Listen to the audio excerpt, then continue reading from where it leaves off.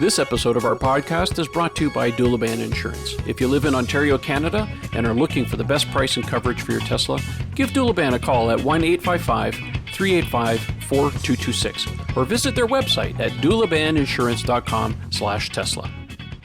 All right, let's get this show on the road. Welcome again to the podcast. I'm your host, Trevor Page. I'm joined by my good friends Ian Pavelko and Eric Camacho. How are you guys doing? Very well, thank you. Hello, world. And we're joined by our good friend Raj from the TeslaRaj YouTube channel. Hey, buddy. Hey, guys. Thanks for having me. And hey, no problem. The last time we had Raj on the show was back when the V3 Superchargers made their appearance, and he was very kind to come onto the show and do us a little location thing. And we thought we'd have him back because today is going to be a whole V10 extravaganza.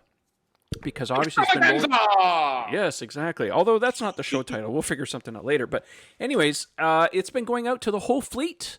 We'll get into it very much in depth. Before we get to that, we want to spend a little bit of time and talk about a little bit of Tesla news. We kind of have to get that stuff out of the way. Obviously, the big thing that everybody's talking about is Tesla's production and delivery numbers. So we're going to go through them real quick. Now, Tesla said they produced 96,155 vehicles, and they delivered 97,000. Now, there is a bit of a margin of, haven't finished calculating all that stuff.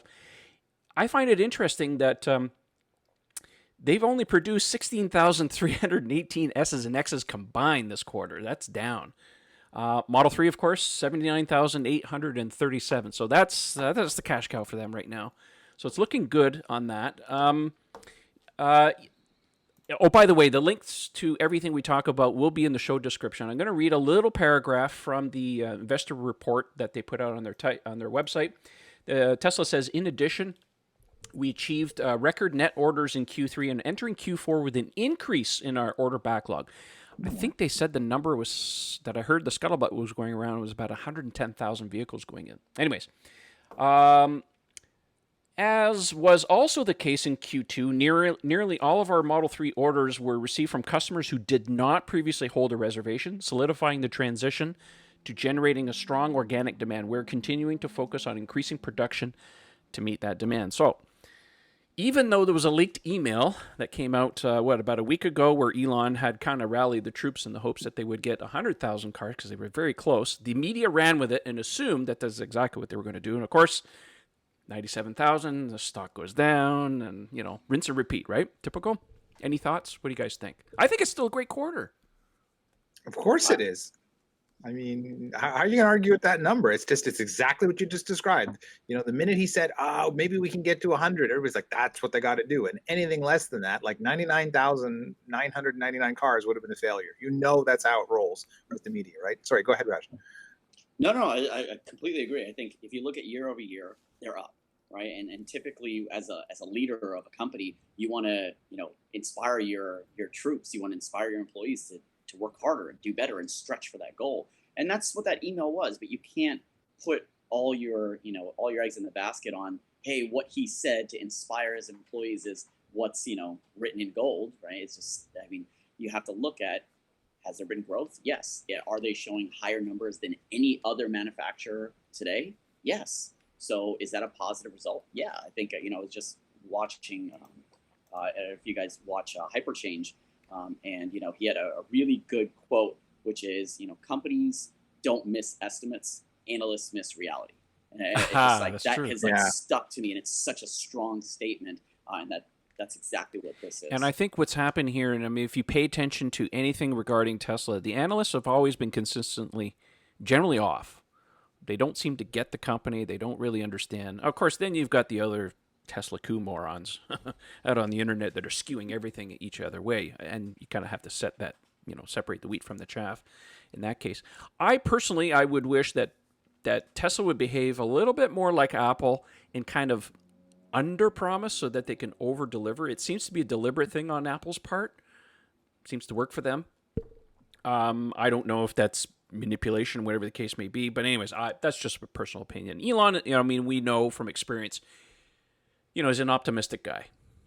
And, he always shoots for the moon, even though it doesn't always get the moon. It's a software thing, right? But I think with the numbers and stuff, I really wish that they would just maybe I don't know, back off on the expectations a little bit, just to try and wow a little bit more. I don't know. That's just me. I sort of and respectfully disagree with that, Trevor, and just for two reasons. One is I will allow that. No, but I know, right? You have no choice in the matter. I mean, of course, you can just kick me off the podcast, but no. So the first thing is you want to set that expectation for a good reason, because if Elon comes out tomorrow and says, "All right, for Q4 for the remainder of 3 months of the year, our target is to actually hit that 100,000 mark," it starts people getting into the mindset of what this quarter's expectations are overall. Like, how are they going to start things off? They're going to look at every week, every month, every number, every figure, and sort of, go through a fine-tooth comb and try to see how their pace is. The other thing is that the goal of the company has always been, I mean, their major mission statement is to, advance sustainability. When we talked about it on our show last week, is really to push that envelope. The only way to do that is to have expectations that seem sort of out of whack, that seem unreasonable, unexpected number. And then even if you come precariously close, as they did for this quarter, I mean, you're talking 3,000 cars shy of 100,000 cars delivered this quarter. When we knew earlier this year there were delivery concerns up the wazoo that were being talked about as we're trying to push through in Q2. So in less than a matter of a quarter, they've sort of ironed out some of those delivery snafus. They've now almost approached 100,000 cars delivered, when a year ago this time, people were wondering, can they even hit 60,000 cars, 65,000 cars? And so now we're looking at a six-figure number moving forward that is potentially an attainable number as it is. So when you realize, man, we were this close. It's like running a race. If you all of a sudden trip up, or you just get tired or something happens, you pull lame, and you can't finish the way you wanted to, it just gives you the motivation to go back out there, train yourself again, and then go out and do it again. And I think that's a really good thing. It's good to keep pushing the finish line, even if you don't think you're ever going to get there, because it's just going to encourage yourself to want to do better. We do know that this is a logistics issue with Tesla that will hopefully start to get rectified once Gigafactory 3 comes online. We'll talk about that here in a little bit. I know personally from my personal experience that I was kind of caught up in this quagmire because I was waiting for my car, placed an order very early in August, and it took 7 weeks for me to get the car.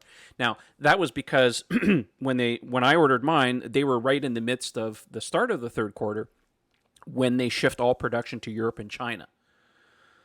And then once those cars are pushed off, we talked about this on the show, and then, of course, then they revert to North American delivery. So, yeah, I was caught up in that. I know exactly what that's all about. I basically got my car on the 23rd or the 24th, which was, don't forget, it was in this quarter they started shipping to Australia and New Zealand as well, right? Yeah, so it was kind of a double whammy on my part. I mean, it is what it is, but I think a lot of this stuff will get sorted out once they get better with logistics. And again, and we'll talk about this once the Gigafactory 3 comes online, and then those cars for China are kind of sorted out, or the Asian market, that will relieve a lot of the pressure on Fremont so that any extra capacity in that market now can be sent to Europe or North America. So it's a double-edged sword on that case anyways. And you got to think too that it's, what do you define as winning, right? Is winning that you have year-over-year growth. Typically, we always measure things year-over-year. I mean, even month-over-month, you're measuring growth. So just because what the CEO wanted to hit wasn't hit doesn't mean they failed. It was still growth as the company. It still shows that demand is still strong. And that's being done with China not even online yet. So we can just imagine, just to what you said, Trevor, is that will take its own demand, and then we'll still keep pumping out here. I just think that it's just going to continue to grow. Mm-hmm. Yeah, it's all good. All right, we have some more stuff to talk about. Well, there's a new key fob. Tesla announced it just basically showed up on the store yesterday. I'll just bring up a picture here real quick for you guys so you can see. Well, not you guys, but if you're following along here, you might be able to see some of this stuff. Let's see here. Brand new key fob. So this is different from the previous one. Hold on here. I got to switch this around. This is better, I think. There we go. This is the new key fob. Anyways, so Model 3 key fob sells for $150 US. It now has passive unlock. So the previous version before, you had to use you had to click the key fob in order to unlock the doors. Now it doesn't have passive lock, so you still have to either click it or have your phone with you so it locks away. But anyways, it removes kind of the last thing that people were asking about. Now, of course, when I sent this out, everybody was coming. I would never buy a key fob. Like, how quickly we forget how, I could never live without a key fob. Now it's like, I want nothing to do with a key fob. It's true. How quickly we adjust this stuff. But anyways, just a PSA for anybody who's out there who's looking for a new key fob. It's available. No indication as to whether the previous key fob can be updated with, say, like a firmware update to give us those features. I think that's a question best asked for Tesla service. We do know that the S and X key fobs can be updated. There's a little spot you can put it by the center console so it can issue software updates. Again, no indication whether you can do that on a Model 3. But anyways, just for the guys that want a key fob, there's a new edition out now. Let's see here. Our good friend, this article comes courtesy of the guys at TeslaRaj.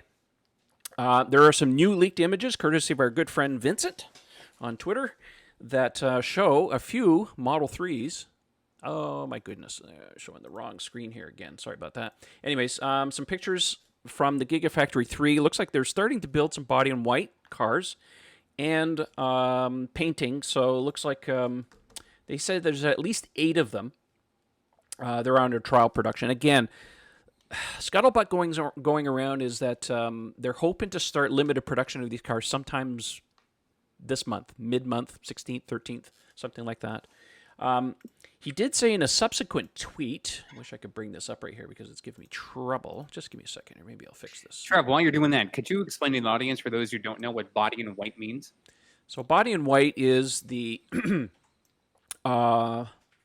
see here. I'll fix this finally. There we go. So, all right. So a body in white is a car that has come out of the body shop that is unpainted. That's just the general term that the industry uses to designate a car before it's assembled. So the body has gone through it isn't actually white, it's metal colored. That always sort of it's right, but they call it a body in white. That's just a BIW. So that's just to help those who think that because white's now the standard color that they're actually producing cars. Yes, Yes, that's true. I could understand. I wanted to clarify that because we've mentioned it a couple times. I just want to make sure the audience, for those who are new to the podcast or don't know a lot of these terms, they understand what it is. Yes, we have a tendency of using car manufacturing terms as we learn them. So. Vincent went on to say that in a subsequent tweet here that I will bring up and show you guys, he's wonderful. He is able to translate all the stuff from China for us. From Chinese social media, he says, all Tesla Model 3 standard range will not accept any orders after October 13th. This will be the last shipment of the made in U.S. Model 3. Please have your test drive before October 7th and lock in your orders. That's what the social media says. Now, I don't know where the source came from, whatever, but I just wanted to share that. So it may be an indication that that's exactly what's going on with the Model 3 in China, that they are on the verge of starting at least limited production, and Fremont will no longer be producing cars for China. We'll be keeping an eye on this, and hopefully Tesla will make a little bit of a show about this. Any thoughts? Cool. I mean, I think it's great. The speed is amazing. How fast they got that up and running. That Gigafactory is just it's truly astounding. Built it ludicrous speed. That's true. China speed, as he calls it. Vincent calls it China speed. That's literally what it is. I've seen it happen. Like you just watch it. It looks like everything's like time-lapse photography, except it's real. It's just kind of happening. It's crazy. I can't believe how fast they built that factory. By the way, I want to give a shout out to my friend Vincent, of course, on Twitter. He has started a side company called Tesmanian. Tesmanian. Thank you. And he has 2 products right now, some floor mats, which are truly wonderful. He just sent me a set. I will do a review on those shortly. And they just received their first shipment of the new cooler that they've developed that fits into the bottom front or the bottom well of the Model 3. And one of those is on its way to me as well. So I'll be able to do a review on that. So anyways, good luck to Vincent. We want to wish him all the best on his new endeavor on that. I think there's some really good solid products coming out of that. That cooler looks really cool. Pun not intended. But it looks like a Yeti. Anyways, I'm looking forward to that. Anyways, I just want to give Vincent a shout out. And that's all, folks. Yeah. All right. The other thing that's been going around, of course, is someone caught a Model Y. And it looks like it's a new one because... Was this it one in the wild? Yes, exactly. In the wild. Yes. Eric, in case you haven't noticed, is the king of puns on the show. All right, article courtesy of our good friends at TeslaRaj. So a Tesla Model Y was spotted in the wild near Palo Alto. So I think it was someone on Reddit, whatever, was driving around. Of course, it was caught on the Tesla Cam Sentry mode system on the car. Anyways, bottom line, we think this is a new car because it's black. We have not seen a black Model Y yet. The only drivable one we have ever experienced was the blue one at the reveal back in March of this year. So I think we're going to start seeing some of these. Now, I have to be very clear on this. A lot of people, and it drives me crazy, they call these things mules. They're not mules. A mule, the reason they call a car in the auto industry a mule is because it's a test bed for something that they test for. And the reason they call it a mule is because it does not reproduce. Okay, so this is not a mule. This is probably an engineering validation prototype. That's typically the Tesla term that they use for, once the design is mostly locked in, they build a few of these things and make minor adjustments before they go into limited series production and so on and so forth. So anyways, a little sooner than I expected. I kind of was thinking, based on Tesla's timeline, that we might, and just going back on history here from what we saw with the Model 3, that we would actually start seeing these cars somewhere in the spring, because the first ones we saw on the road when the Model 3 first came out was in March of 2017. So a little sooner, but well, it is what it is. But it's nice to see that they've got some other products that they're working on, and I still want to see this. I want to see the semi-truck. I want to see the other cars come out too. But hey, Model Y is a priority, right? I'm sort of not surprised in the timing of this, because if you're largely using 80% of the Model 3 components or something like that, Yeah. Mm-hmm. It's reasonable you're going to get that car on the road sooner than the Model 3, which was unlike anything they've ever built before. So if you're using mostly Model 3 components, it's not surprising they can get this prototype on the road faster. Who here on the panel has a Model Y reservation? Raj? No? Still Model 3 people? I'm rolling my dice to win one. Good answer. Hey, you get a chance to put your referral code in the show notes later on, buddy. All right. Well, that's go ahead. No, I was just going to say that I think that with the get up nice and close to the mic there. I think that goes off of what we were kind of saying before, is the kind of over-promising. I think they've set the date really far out, but I don't see why it would take that long.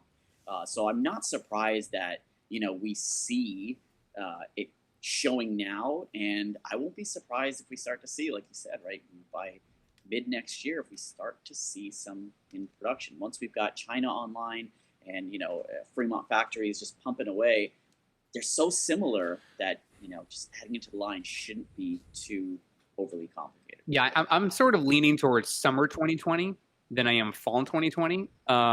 If there's no hiccups, there's no issues moving forward. But look, it's good that they're thinking next year, around this time next year. But I'm sort of leaning towards summer. Now, granted, summer could be late August, early September. But again, I think it'll be coming out sooner than later next year. I think it also has to be tempered by the fact of how much are they going to change in terms of production. Like, are they going to do this cast body thing at the bottom of the car? Are they going to do this new wiring system? I think both of those are a certainty. You think so? They didn't patent that and set that all up for nothing. Well, I'm pretty sure. Tesla has a habit of patenting things, but they don't necessarily always use them all the time. Apple's notorious for that too. They have patents galore.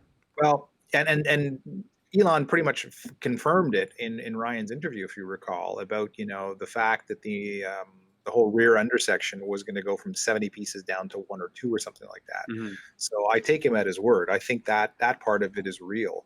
Mm-hmm. And that in and of itself wouldn't be a big deal. I mean, that may wind up being, the longest part of the production setup, because it's by far the most complicated. And as we've all been just saying, everything else seems to be common. So other than the wiring and, this new all one piece subframe, it should go smoothly. And I mean, hopefully they're not going to alter anything else in the rest of the production process dramatically compared to the 3. Well, look, they went through every iteration possible in 3 production, right? Like trying to over automate and conveyor everything in. I mean, I think they've learned. Oh no, there's no doubt that they've learned. It's just like what else are they throwing into the mix this time around? It's one thing to copy and paste the current production line. Yeah. But what else are they throwing into the mixer that could, throw a wrench into the works? And those are the 2 things that we're aware of that could potentially delay things. So I'm hoping that production starts a little earlier than they expect. It's not out of character for Tesla to to say stuff like that. I mean, Model 3, they said that they weren't really going to build production until 2020. Well, they pulled it 2 years forward, right? Mm-hmm. So, what? We're keeping an eye on it. I think because we also had that S-curve production ramp that was forecast with Model 3, and I think with Model Y, it's going to be a lot different than that. I think you're going to see a high number of production vehicles. Once they sort of fine tune it, you're going to see some high production numbers early out the gate. Mm-hmm. Agreed.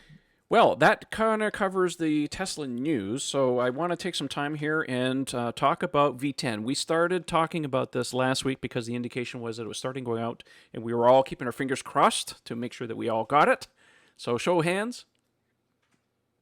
We're all good? We're all good! All right, so we're qualified to talk about V10. Yeah. I can't talk about the calluses on my finger from hitting advance a gazillion times on the screen. Yes. Staying up in the car. Checking the Wi-Fi every time. It's funny. I got an update.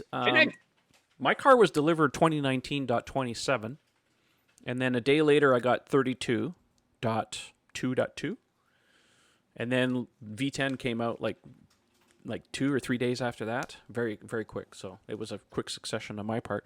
So, anyways, a year ago, we were talking about V9, and I do want to caution everyone that we have been seeing a number of subsequent updates. There's been no less than 3 since V10's come out, because as with anything, there's always bugs that Tesla doesn't catch. And so we're going to see a series of updates. This is not the end of it, folks. Fast and Furious, right? So we're going to see more updates. I've looked at my Twitter feed today, and everybody's been tagging me. I got another update. What's this all about? I'm like, okay, guys, just chill. There's bugs. They're fixing the bugs as they go. Anyways, I want initial impressions. What do you guys think about V10 so far? And then we're going to get into some of the other stuff. So I want to hear Raj. I want Raj to go first. Yeah. He's the guest. I was. I'll tell you what I was most excited about. Let's not talk about Summon yet. Yeah. Sorry. I was most excited about entertainment. Yeah. Netflix and YouTube, I think, we've seen all of these things coming to the car that really set the Tesla apart from everyone else. There's a lot of things to it, but there was still that longing of people looking at the screen going, wow, everything's on this screen. But it was there was always I want a little bit more. You've got this screen that looks like a laptop screen, that video should play on it. You couldn't showcase that, and now you can. So now we've gotten our superchargers to be faster. So now you're talking about 30 minutes. You could watch a show really quick while you're at the supercharger. I'm hoping that they don't take away the Wi-Fi requirement for entertainment, but I was really excited for Netflix, YouTube. I mean, as you guys know, I'm always on YouTube, so I'm always watching videos, and and then the Netflix to be able to catch on shows. I don't share much with my wife as far as TV and shows, so I want to watch what I want to watch. To be honest, I haven't used it as much as I thought I was, but it's just kind of nice saying that it can be done. It's a really cool show off feature of the car. You're like, look at this. That was actually one of the most exciting things I would say on my end for V10. I had to pick one. Yeah. Do you have a Spotify subscription at all? Oh yeah. God, Spotify, Jesus. I could probably scroll back and see how many times I posted can we get Spotify? Can we get Spotify? I even made a video. You and everybody else, buddy. Who hacked how to get Spotify in the car. I was so excited about that. Spotify is huge for me. I love being able to just pick the song that I want to listen to and just play it. I don't want to fumble around with my phone. Everyone always goes, "Oh, well, just use your phone." No, I have this amazing screen. I want everything on the screen. I want to just quickly, easily touch it and go. So Spotify does an amazing job with the discovery, and I know people will argue to the death of different. So I'm interested to hear what Trevor has to say, because I know Trevor came from another provider. But for me, I've always used Spotify, and I love what they do. I'm not one for subscriptions. The only subscription I pay for in this house is Netflix. Okay. As far as my music is concerned, my musical interests basically go from 1980 to 1989. So everything that I ever have is on my phone. I listen to audiobooks and podcasts. That's all I do as far as I never listen to. You could take the radio away in the car and I wouldn't give a crap either way. Except for my wife. She listens to the radio. Anyways, Spotify is just one of those things I was like, okay. I was never happy with TuneIn, and I was never happy with Slacker. And so I relied very heavily on my phone. And then once Spotify was added to the cars, I thought, okay, let me try it out. Now, of course, we have a 90-day trial or 3-month trial. I signed up for it. Okay, they got me as a customer now. It's amazing. And I understand why the Europeans like it so much, because Tesla put that into the cars. And I'm so glad for that now. So I'm definitely a subscriber now. So +1 on that one. Now, it's not without its bugs and issues, of course. Early, if you use any voice commands in the car, it has this weird thing where it comes up with, and sometimes it'll play and sometimes it reverts to the other. These are things I think they're going to get sorted out. Don't forget to submit bug reports to the Tesla if you find them. But yeah, I'm very happy about Spotify. I'm very happy about Netflix and the YouTube. It's been wonderful. I've been using it in the car constantly. So at the end of the day, the way I look at V10, and I want to hear from the rest of you again, is that there's been a lot of work put into the entertainment side of things. It's not without its bugs and issues still. There's still some things that bother me a little bit. And I have to say, coming from a Model X and going to a Model 3, this horizontal screen is the bomb. It's perfect for this. It's amazing. It's amazing. It's a very tough conversation to have, as you probably can attest to prior, Trevor, is to hear someone say, oh, well, my Model 3 is better than your Model X. You're like, no, how could you say such a thing? But yeah, that horizontal screen just... Yeah. Sacrilege. I know. I will be doing a video very soon. My car is getting PPF done and ceramic and all the other stuff. Once I get it back, I'm going to do a video, and I'm going to talk about the pros and cons coming from an X to a 3 or a 3 to to an X and stuff. So look for that in the future. I definitely have my my thoughts on the matter. Very much love my car the way it sits right now. I can see where the horizontal screen has its benefits. I can see where a dual screen will have its benefits. So anyways, I'll talk about that a little bit later. What about you guys? I want to hear from Eric and Ian. What are your thoughts so far? Go, Ian. Well, I'm right with Raj. The entertainment was by far the big draw for me. I mean, the second the thing finished downloading, I ran into the garage.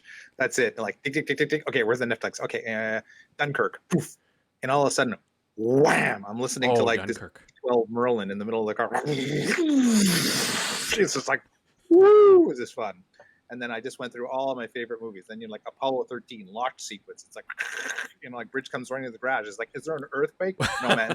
No, man. That's all Saturn V. Listen to Blade Runner 2049 in the car.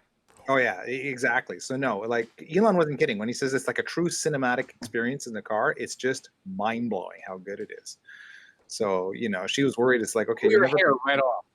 Literally, what little was that? Screaming straight off, man. Like you could practically smell the rocket fuel when the Saturn V launched.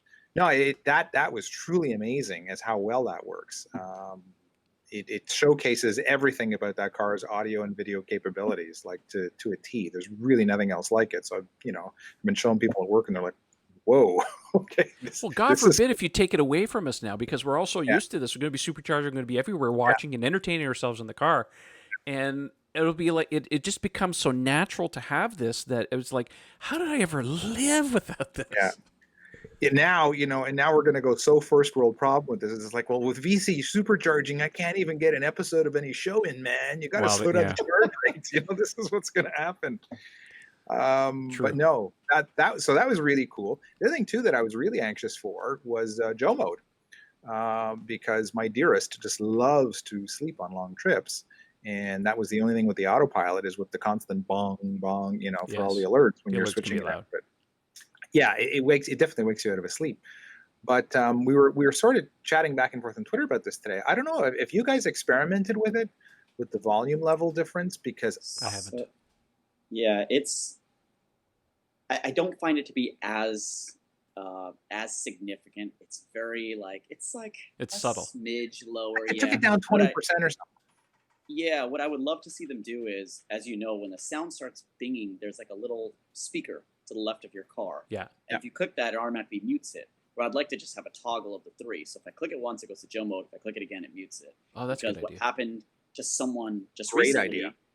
He backed into a wall and he got a little hole in his bumper. And later on, he tells me, oh, I realized why it happened. It's because I had enabled Joe mode. And so he's like, I didn't hear my sounds. So, when you're seeing that on the screen, you're more easier to remember, oh, I set it lower. Let me just bring it back up again. Yeah. Good point. But it was Good kind point. of, yeah, it was a little, very subtle. Now, having said that, what I found was hilarious is like the turn signal clicker goes to like nothing. It's like this tiny, like a little raindrop on the windshield sound. You know, if you have any music playing, you can't even hear it. That's fine. It doesn't bother me. I thought that was correct, but it's like, okay, you killed that, but good. But you know, can we take down the alerts on the autopilot another couple of notches? That My would wife be would appreciate that because she can't stand the clicker in the car. No, She's just like, oh no, she hates the turn signal. it's pretty obnoxious. I like it because it's very crisp and bright. It's like tuck, tuck, tuck, tuck, tuck. You know, it sounds very high tech. But yeah, I don't mind having a little lower volume. You know? Eric, your thoughts? All right. Here we So, go. Stand back. All right. So in general, I look at V10 as a proof of concept software release. Okay. I'm not someone who looks at watching videos in my car as anything. I'm like, oh, I can't wait to do that because I couldn't do it before on my tiny phone. That's a weird thing. Like I can always do that. I think it's sort of a proof of concept for this reason. It is the long-term goal to have autonomy in the car. If you already can prove it works now with the networks and with the video and everything else, that shows people that once the cars are autonomous, you can literally make it an entertainment center as you're just sitting along for the ride. So that's the next big step is once you're getting to 4 or 5 autonomy, now you say, okay, we've already proved that if you're at a supercharger or some station with Wi-Fi, you want to watch a YouTube or Hulu video, what have you, you know, now you can do that. But again, long term, it's really the next thing, which is that part of it. The really big thing we haven't mentioned it yet was Smart Summon, and I think that is something that just from watching all the videos so far, it is interesting seeing all of the tests that people have done there. There's been, I think Elon said there were over 500,000, or I think it was over 550,000 initial attempts using Smart Summon in the first initial days, which is an incredible figure when you think about it. I'm sure a good chunk of those are a few of us just repeatedly trying it out. What really is amazing about Smart Summon is, and I've done it about 3 or 4 different times, it is interesting to see the car trying to learn as it's going. You know, it's trying to recognize, okay, I'm coming across a T intersection here. I need to stop the car. Even though it's not technically recognizing stop signs yet, it just knows that it can't go straight. It has to stop and do something. So that's a really cool thing. I also have been sort of cautious. I mentioned this. I know Trevor did too, is if you're going to try Smart Summon, do it in a very controlled environment. If you're going to do it in the parking lot, ideally find an empty location where there's not a lot of cars around you. If you're going to do it in a complex, like if you're going to try it at a Costco parking lot, do it like later in the day where the lot's not jam-packed on a Saturday at 2 p.m. Because at least you want to reduce the likelihood of there being an irate driver behind your car or you bumping into something or whatever it is. But just overall, the initial test I did 2 days after I got it, was really like scary at first because my car really juts out of the parking spot pretty quickly, and then you see it trying to learn. So it's almost like the car is like a child learning how to walk. It's like jittery. Okay, yeah. Right? It's a bit jittery. It tries to figure it out, but I think once you grasp how the navigation works, a good tool is if you have the app on your phone, switch to satellite view so you can sort of see the layout better. That gives you a better understanding of where it's going to go. But also just I think for people like. It's one of those things where it's so cool to play with it, but don't do it to just show it off. Like really do it when you really know it's going to be okay to test it. I think the other amenities in the vehicle, I think a lot of stuff we've mentioned, Joe Mode and the entertainment system and all that stuff, Cuphead and all that. That's all fun entertainment stuff, and I think it's really cool add-ons. I also think it's pretty cool the stuff they've added with the app that coincides with that. So we have the ability to vent your windows, open and close those. That's actually fairly new. You can now defrost your windows, which is a great time to release that before winter sets in, where you want to be able to defrost it. Because now you can just heat your seats, which you've always could do. Now you can actually defrost your windshield. And I think the other big thing that's an improvement, and I've noticed this now with Autopilot, is with the lane changes. So before you had solid lines showing your lane markings on the highway. Now my vehicle. Here in Florida, the HOV lanes typically have double white lines that are fairly close together.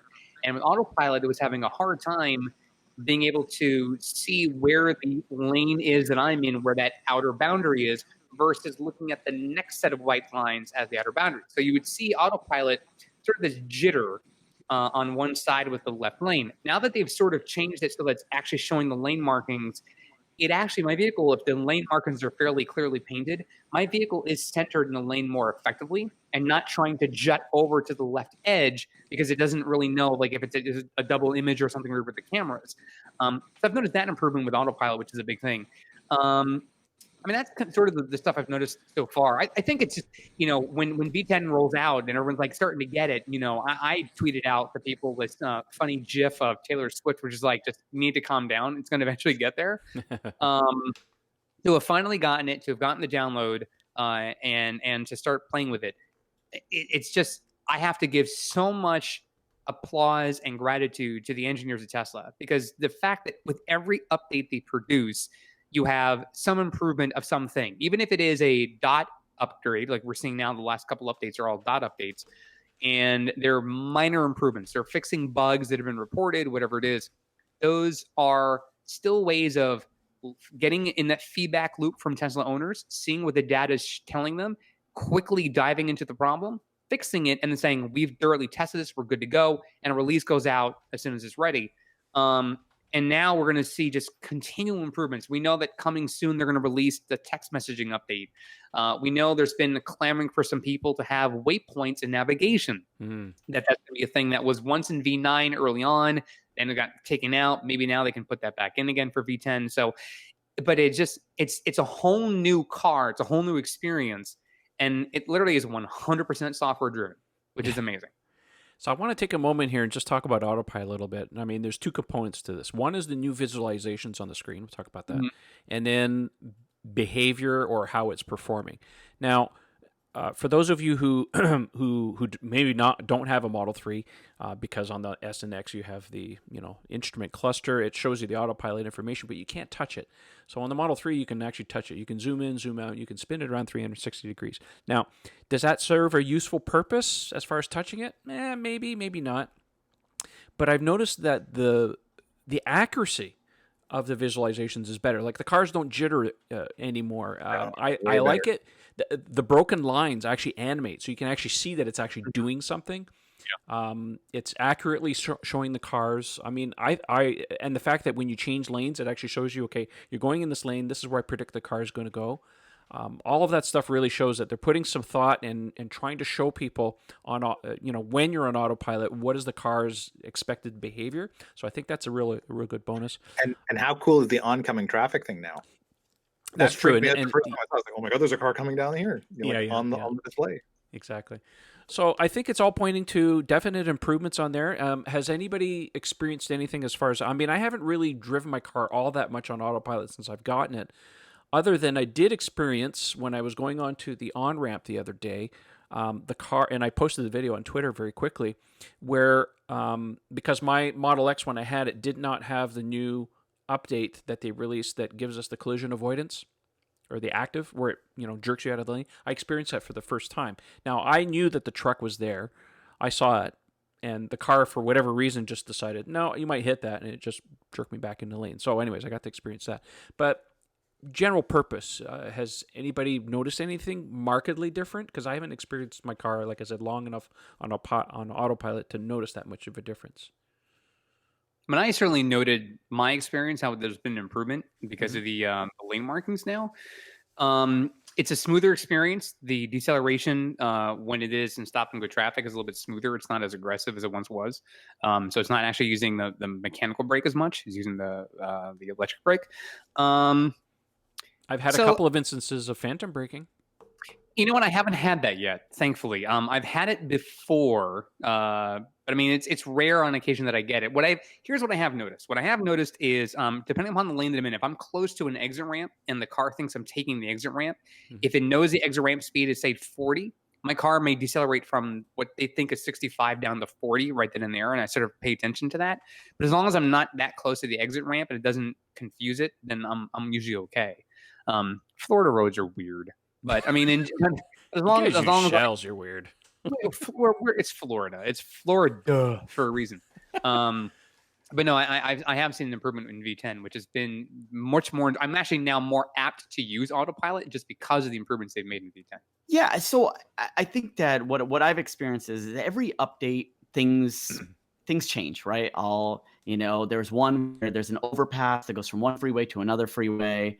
It connects. And I remember in the very beginning, it really rough. It would slow down a great deal when it didn't need to be. And then now it does it okay. I still get the every now and then phantom braking, so I'm still, fully alert. And I think that's the whole thing is, part of the thing is when you look at the release notes, Autopilot still shows as beta, right? Autopilot is beta. And so I think the problem is could Tesla have created a better name for it?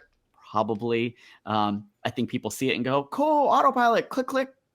I can do whatever. And I could be, but the key is and my wife is deathly scared of Autopilot and anything that I do in the car. She's always like, what's going on? Why did it suddenly break? And it's like, hey, just relax. It's doing its thing. It may not make sense, but I'm fully aware of what's going on around me, who's next to me, who's behind me. Mm-hmm. I like that the car gives me now, like with the visibility on the screen, I've trained my brain to now, I still look at my blind spot, still look at my side mirror, but now in that swipe, I'm looking at the screen too. So I'm seeing what cars are around me, and it gives you that visibility. It is definitely safer. There are a lot of things added to it, but it's not fully autonomous. Of course. So go ahead. No, I was going to say, didn't mean to interrupt, but I wanted to kind of segue a little bit into the talk about Smart Summon, because half of this panel doesn't have Smart Summon yet because, Canada. So I want some of your experience on that. And by the way, I want to say thanks to Raj for doing that wonderful video, that PSA, that public service announcement about, be responsible about this. Don't try and flex the first time at Costco. I know it, and you're absolutely right. It's very much like Christmas Day as we were kids, and we just can't wait to unwrap these presents, and we'll go and, we just assume that it's perfect. And I agree with you 100%. Don't flex at Costco. Take it into a parking lot. Go play around with it. Yes, it's a great party trick. It really it wows people. That's undeniable. But it's not ready yet. We've already seen accidents. And the problem is, and I've said this many times on the podcast before, and you guys have seen this, the first time someone has an accident with Smart Summon, man, the media is going to go crazy. We've already seen it happen. So, it's a bunch of ambulance chasing. But yeah, I'm the same way. It's like, take it to the parking lot, get familiar with it, learn its limitations, and then wait for subsequent software updates, because it is going to improve. And I'll be honest, and I've said this on Twitter before, there's only two use cases that I can see for this.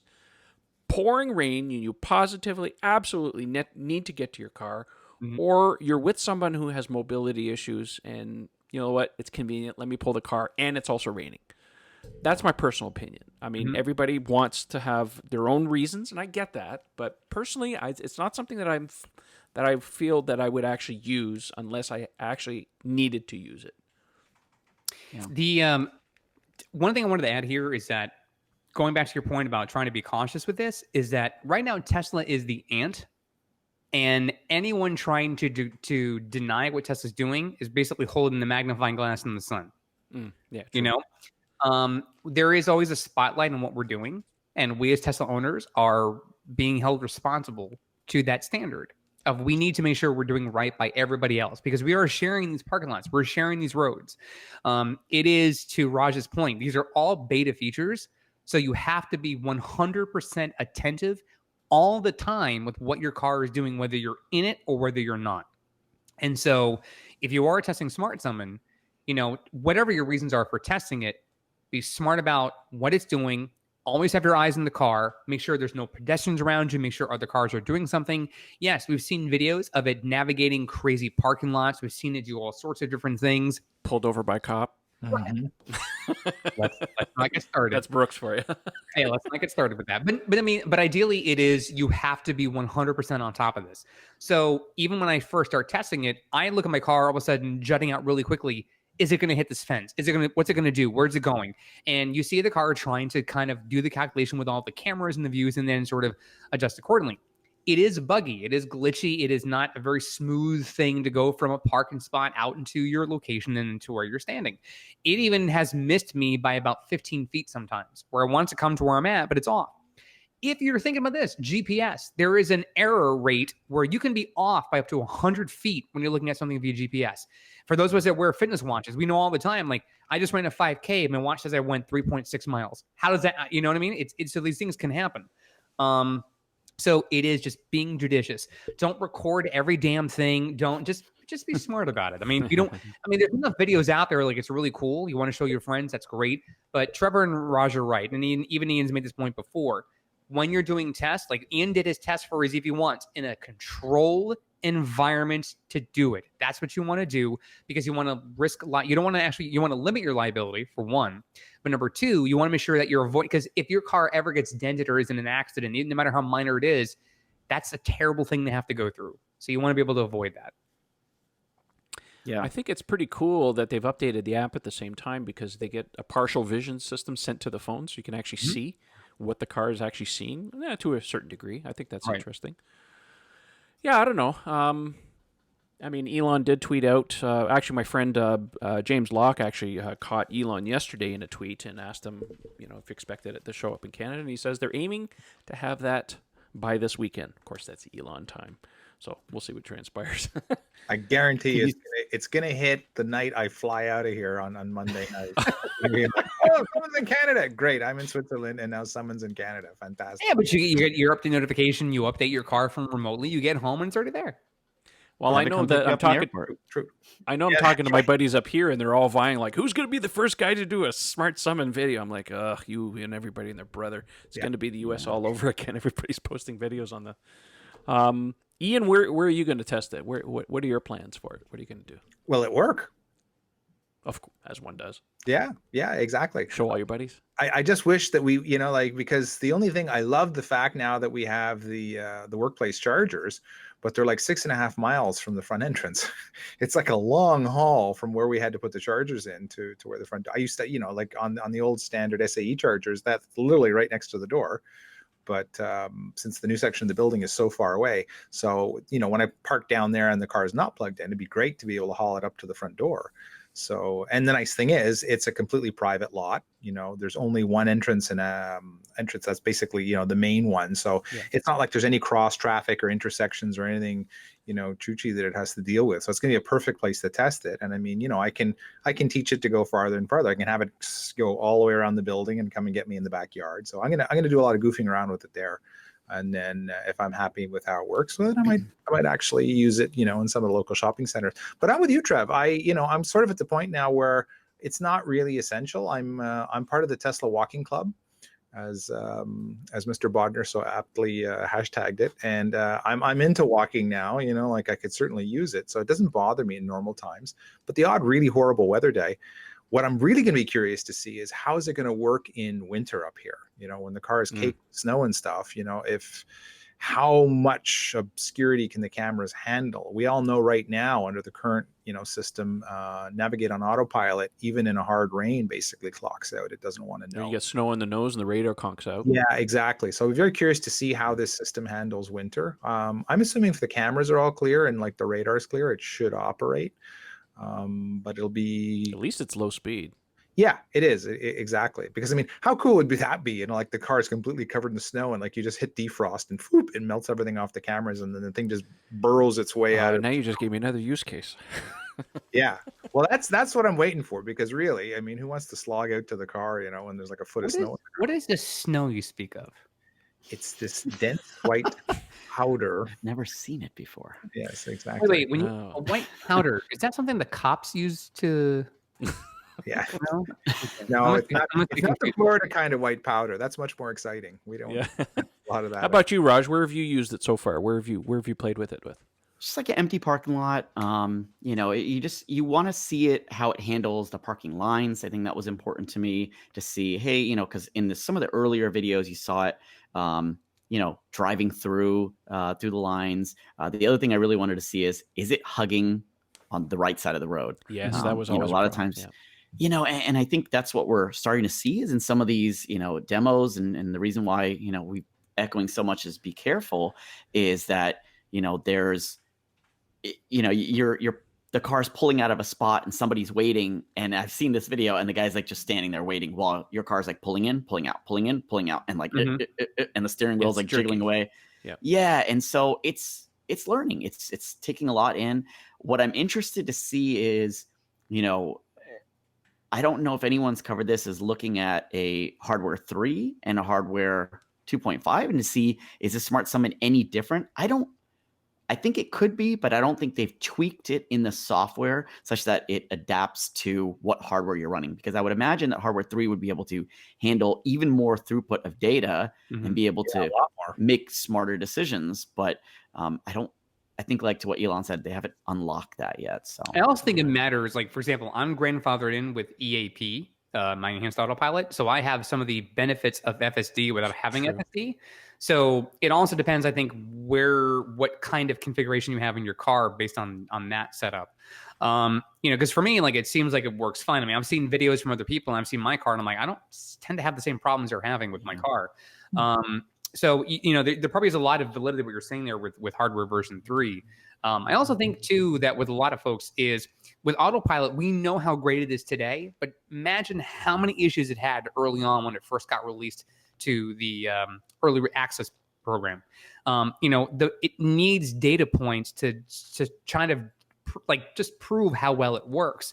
So it's good that there's over 500,000 tests in the first few days because that's just all data, just all coming into the computers. Absolutely. And it's basically the AI is doing all the work to kind of do all the calculations. So to your point, it's good to test it in a controlled environment because that's also teaching the car how to get better at this. It's giving Tesla more data in their calculations to show, how does it work with or without lane markings? How does it work in, this kind of curb that's turned there? What if there's grass and there's no bumper there? How does it read that? Does it actually just drive over it like it's a road? All of that matters. But don't do it like in a movie theater parking lot where it's like the matinee showing and like people are because don't be that guy. Don't be that guy. No. And I think the other thing too is you want to, even if you want to help Tesla and you want to get them the data and you want to test it, don't risk your car. Like, I'd be paranoid first time I use it. Yeah. When you see a video of someone doing Smart Summon and something happening, immediately fear comes upon you and you're like, I don't want to do this anymore. And then if something happens, like, who are you to blame? It's kind of like, well, you're the one. I mean, Tesla has said, hey, it's all on you. Like, use it with caution. They've laid everything out. Release notes are very clear about that. Yeah. But I think, go ahead. No, Elon did. I think of that same thread did say how much data they had received back, and that may be even what these little incremental updates are coming in. Like, oh, we just learned something. Boom, push it out. It was an easy fix. So I think we're gonna see if anyone remembers. I don't, but if anyone remembers when Autopilot first launched, I'm sure Autopilot behaved in a very similar way and how far it's come since it began, and it's still in beta. So I feel that Smart Summon is going to follow that same exact path. Remember, when I got my Model X, it was not on par with Autopilot 1. These were very early days, and in March of March of 2018, when we got the very first big confidence update, that's when I saw a big improvement. So this is before the Model 3 really was out there in big numbers and stuff. So I saw the big update. You're absolutely right. There was a huge increase there. And you're absolutely right. I mean, more people have this data now. Now they're going to see it. I mean, it's one thing to have, say, 1,000 to 2,000 people in the early access program giving them data. It's quite another to have 500,000 now. Right. So it's going to get better. I'm curious to see what the next level will be. And I've always said this many times before, what I call seek and park mode, which is the inverse. Get out of the car, press the button, and let the car go and find its own parking spot. That's going to be, I mean, for me, it's going to be a lot of nail biting at first. Like, where's it going to find this parking spot? Is it going to go and find a spot where there's no cars? Is it going to find a spot between two? Like, I mean, the Bodners of the world, like, go to the far end of the parking lot. I want you nowhere near my car. I hope they call it Michael Bodner mode. Michael Bodner. I'm going to go to Costco. Can you park at Walmart? That'd be great. So, true. Trevor, I would say to that point, I would think that that's sort of like autonomy level 3, 3.5 5 kind of thing. Because right now we know there's, I've seen some range tests for the Smart Summon that they've sort of broken the 200-foot barrier. Like, so, I know that's sort of, there's probably edge cases for everything. right. But I mean, the limit is that. So when just as people are testing this, just bear in mind, if you walk more than 200 feet from your car, it's probably not going to work. But the basically the just park and go, like that sort of thing, that you're talking like that could be half a mile, depending upon the Costco parking lot. It's basically you're looking at the end of days. Especially during the holiday season. What I don't want to see is the guy who spends half an hour driving around the parking spot trying to find that one parking spot that's closest to the door and then uses it. I'm like, oh. You know what, that guy? I tell you what, I'm willing to guarantee that all the data Smart Something is gathering is going to really help make that, when that does go to early access, when they finally say, hey, we're going to release this, that's going to be a huge deal for them, because now the car is knowing how to sort of ingress and egress out of a parking spot. And then be able to kind of go a very short distance to where you're standing, to then be able to just on its own drive wherever it wants to in a parking lot. Again, it's a sort of controlled environment, kind of. Yeah. But all this data that's getting now is basically like the baby step to the next big thing that would be coming in the years to come. Mm-hmm. Well, here's the interesting question. If you're in a parking lot, and since we're all Tesla owners, and you see someone, smart summon another Tesla, you're more forgiving, I would say, right? If everyone here, would you be more forgiving of that Tesla? I'd be more patient. Yeah. Okay. So I think that's an interesting to think about, is that that's today, an awareness thing.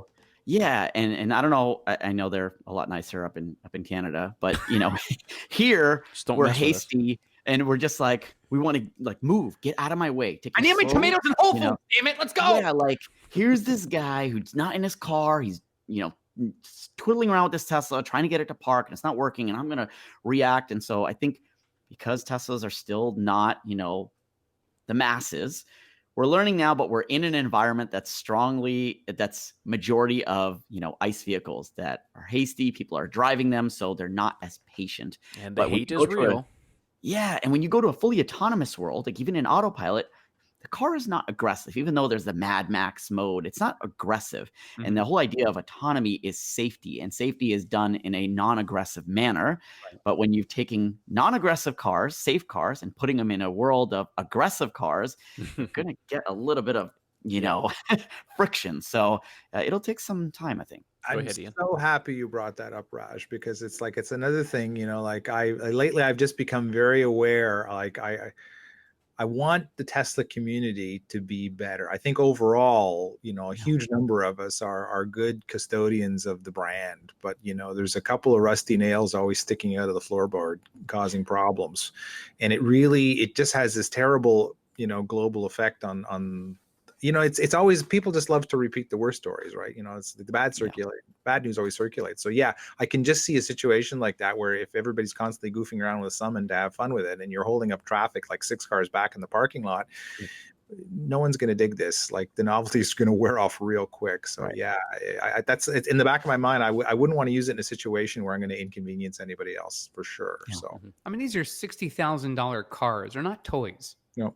You know what I mean? Like the idea that you would, look, I'm all for pushing the envelope a little bit as an owner.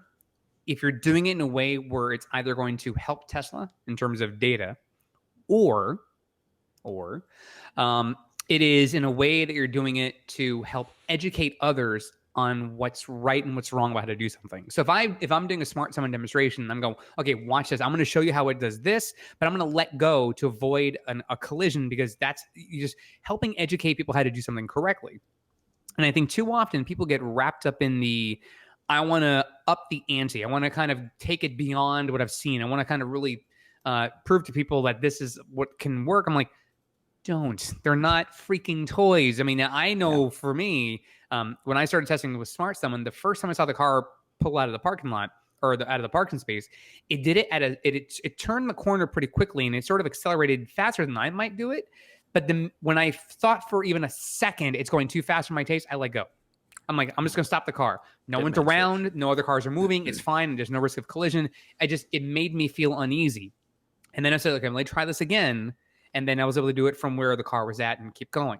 So, some people just kind of just let it go. I'm like, again, accidents can happen. We know that well broadcast story of a vehicle that was an ICE car backing out of a parking spot. The Tesla comes out of a spot, turns left, and is trying to go. And then all of a sudden, the car that was in the parking spot basically bumped into the Tesla. Minor collision. It was caught on Sentry mode, but we saw it. And, there was questions of, well, who's responsible? What's the insurance company? And they have insurance for that reason. But the thing is, I would not test it, even at this early stage in beta mode, in that kind of parking lot, in that environment where there's a lot of folks. If it's relatively empty, or it's an hour of the day where most people are sort of still in bed, or whatever it is, that's a different story. But when you have other people who you cannot control, that's where you run the risk of something happening. So again, we're advocating these things because we're looking out for all of you as in our audience. Yep. But it's also the idea, again, I mentioned it before, we're the ants and everyone else has got the magnifying glass. Any misstep, any miscalculation made along the way is just another black eye on the company. And it's just, again, it's owners are not Tesla themselves, but it doesn't help Tesla when owners are basically doing things inappropriately. FineLab has a line of protective coatings that were engineered to protect your Tesla's paint, leather, carpet, plastic, and wheels, effectively blocking all those UV rays and environmental factors before they ever get to ruin your brand new baby. FineLab offers a complete line of car care products and ceramic coatings for both the do-it-yourselfer and professional detailers. Did we mention we also have the world's first self-healing coating? Check us out at finelab.com, that's spelled FEYNLAB, to see the science behind the self-healing. Check out our product catalog and click Contact Us for a free quote from a certified installer in your area. FineLab and Tesla, we were meant for each other.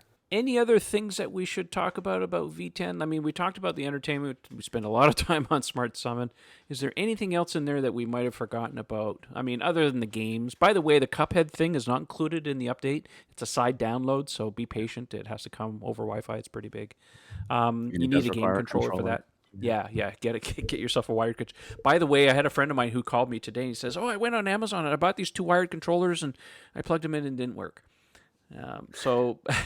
Not all game controllers are created equal, so pay attention. We have, we have a whole thread on the forum and stuff. If you guys want to see what works and what doesn't, don't waste your money. Go check out there first. So we have a search function that actually works. I think karaoke. The karaoke. Karaoke. Raj did a great video on that. Did you guys see that? So embarrassing. I played with it once. It was like, okay.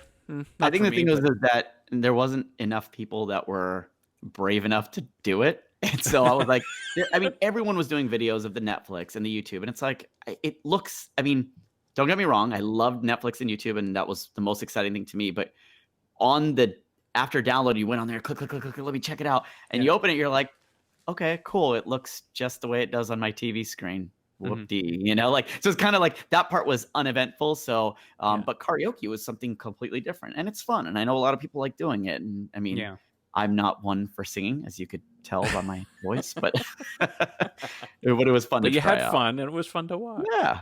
So it made some good content. I hope you got some views out of that. That was always fun. I also thought it was really cool. They moved the call button from further down on the right side now to the immediate dead left, which is fantastic.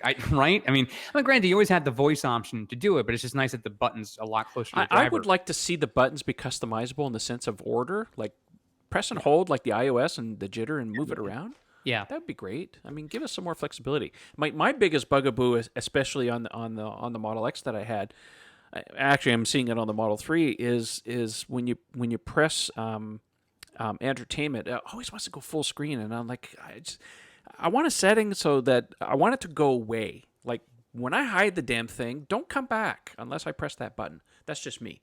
I know a lot of other people like it up and down, stuff like that. But it's just, I find with the Model 3 especially, is because the screen real estate is a little more limited, being horizontal, that a lot of these other things, these overlays and stuff, I like to see the maps. That's my main thing. I like to see the maps. So anything that's coming up as an overlay just takes away from that. At least with the Model X, you got a vertical screen. Of course, you could do the half and half. So it is what it is, but I would like to have I would like to have a little more customizability as far as where do I want my icons, that type of thing. And the driver, I'm also a big fan of the driver profile because now you can save your AC positions, which is fantastic. There's so much, there's so much stuff that's being added in there. That's truly wonderful. Let me see here. What else? Ian, did your Hulu disappear? Oh yeah. I haven't looked in the last few days. It was there. It's gone. That was a boo-boo on Tesla's part. They included Hulu in the Canadian release, but I signed. You know what was stupid is Hulu was like really pushing people up here to sign up. So I was like, Hulu in Canada, not available to us. So I signed up, and it's like, oh, sorry, not available in your area. I'm like, exactly. Yeah. And then they keep sending me things to resubscribe. I'm like, you idiots! The first day I watched it, the first day it went out to Canada, everybody's oh, it's Hulu and stuff like that, and like 2 or 3 hours later, it's like it's gone. It's just disappeared on us. Okay. Well, the odd thing is, I mean, I didn't expect it to be in the cars. We knew there was a lot of talk of Netflix and YouTube in the vehicle. That's true. And all of a sudden, no indication was going to be there. And Hulu just showed up. I'm like, what the heck is this? Like, okay, cool. Yep. Well, at least in that area, there's lots of real estate for them to add some more stuff. So who knows what else they want to sign up. Hey, listen, at the end of the day, when you click any one of those, it's just a web view. Mm-hmm. It's a full screen web view is all it is. So it's super easy for them to add an icon with some kind of URL behind the scenes. I'm like Raj I was said, able to pull up Plex. We have the best screens for that now. I'm just saying, the Model 3 is just perfect. I mean, the Model Y is going to have it too, and that's fantastic. But US and X owners, you'll learn. What's the Roadster going to do? I guess we don't get any of that stuff from the Roadster. Ooh, yeah, that's right. Yeah, it's just going to cover the windshield. It's like a two-way glass. You're going to see it. Everyone's going to look in you going, what the hell are they laughing at? I'm going to be like this the whole time. Not have any time to watch anything in that car. That would be the point of it. Because you're going to go from your house to the store in like 9 seconds. Yeah. True enough. Any closing thoughts on V10 before we get to viewer, listeners, and questions? For those of you that are listening to this podcast outside of North America, V10 will eventually get to you. These rollouts tend to be very progressive. Starts in the US, then goes to Canada, and then goes out. We will get to our listener questions in just a second. One of those questions is, when will I get V10 here? It is just a little bit. It takes time to get there, but eventually we'll get there. Right. Mm-hmm. Really quick, so I think, Trevor, you touched on this, is that realistically, all of those apps, which I was actually surprised about, because I thought, hey, here's an opportunity for, Netflix and YouTube to make a native app that works really well with the car, where like maybe I could, pause the video with my scroll wheel and things like that, or maybe rearrange the buttons so they're a little bit more user-friendly. They weren't native apps. They're actually just using the web browser. So I think in a way that's good. And the other side of that is that you can now play any video on any website that you want, and that can work. So some of us have, seen Plex work, those of us that use Plex, and you can go to Vimeo.com and watch videos there. Obviously, still video will only play when the car's in park. But, there are also little loopholes that we found to make full screen web browser for like the Plex users. But yeah, I don't know. I don't know if I love that video now plays in the web browser. I think that's opened up a lot of potential and made the browser a lot more powerful. But I don't know. I was kind of hoping for a dedicated app that but I guess it's more development on the provider's part from like the YouTube or the Netflix. I think you're hitting the nail right on the head. As far as Tesla's concerned, they don't want any more engineering overhead than they can handle. And the fact that they switched to Chromium, which gives us video and HTML5 video and audio format, web apps are where it's at. See you later, Flash. Exactly. So, it's absolutely, I mean, for them to do it in a web view makes perfect sense. And it works. I mean, it's so much more responsive. It's like I said before, when I had my Model X and I had an MCU1, the web browser was the worst feature. I never used it in the car. It was so horrible. And now, cripes, I can surf the web in this car. I can bring up the forum and it's snappy. I love it. So isn't it amazing what you're missing out on? Yeah, it's a subject for another day. All right. Well, I think we've talked about V10 enough. I'm sure people will have more questions as they go along, and we'll be monitoring the situation. Again, just remember, it's early days. Could be a lot of bugs in it. There's going to be a lot of software updates coming out to squish any bugs as they go out. Now, I think it's time on the show where we dive into viewer and listener questions. By the way, for those of you who don't know where these questions come from, we send out a tweet early in the day, so make sure you follow me on Twitter. I publish a web form, a Google web form, where you can submit your questions, and this is the time on the show where we answer them. So Raj is going to join us tonight, and feel free to jump in on any one of them. All right, first question comes from Carlo. He says, I'm considering a M3P, Model 3 Performance. Trevor or Ian, what is the average watt-hour per mile you're getting? Is it worth the upgrade from a long-range rear-wheel drive? Ian, I'll let you answer that. It is a little bit of an energy pig. So it really depends on what your expectations are. If you don't do a huge amount of long distance traveling, particularly in remote areas, it's no big deal because the car still has, a 500 kilometer or 300 mile range, under optimal conditions. So it's real rare you get to use all of it. And I found, the only really big trips I've done is to Florida and back, and the superchargers were so close together and they charge so fast now that it really didn't matter to me, the fact that, I wasn't getting anywhere near the same efficiency as a long range rear wheel drive. So again, it's use case. If you really need every last ounce of range that the LR-RWD has, then I would tend to want to stick with it. But if you're never coming close to using that car's full capabilities, then you'll be perfectly satisfied. I would say it offers around 80 or 90% of the range, if it were looked at one way, or take it to be about 10 to 20% worse efficiency looked at the other way is sort of what I see when I compare to everybody's numbers with the rear wheel drives. I'm going to add my 2 cents, if you don't mind, Carlo, if you're listening. I came from a 75D Model X. The range is welcome, so I have no complaints as far as the range is concerned. And if you're, listen, if you have the means for a Model 3 performance, I highly recommend it. That car is like crack. I'm just partial to my car because as a long-range rear-wheel drive owner myself, my car is now a rare commodity. You can't get them anymore. So not even off the menu? Nope. I don't think. Nope. Can't get really? them. They are Dunzo, baby. I have the rare car. He has the unicorn. So do I. I thought right. you could. So I'm someone that looks at when look, the performance car will throw your head back. It's an amazing vehicle. I almost want to throw up every time I ride one. But I would not trade in my car to get one. That's me. It's my decision. But I wouldn't trade it for the world. But yeah, I mean that's my car is now. You can't get it anymore. Ta-da! True, and that vehicle is the most efficient Tesla ever created. Is the long range rear wheel drive. It has the longest. Sorry, it is the longest range for a Model 3 now. Correct. It used to have the longest range till the Ravens. But yeah, I agree with you, Eric. I love my rear wheel drive long range, and I wouldn't trade it for the world. But for the price that I paid for it, I know. Let's go back to that. I'm with you. I'm with you there. There are every now and then this thought comes to my head. It goes, damn, the performance. So when I made the V10, when I made that karaoke video, I borrowed somebody's Model 3 that was a performance car. And I just had to go take it for a joyride. I mean, it was. I know. I don't get that. Car's bananas. It's amazing. It is. It really is. It sticks to the ground. That all-wheel drive.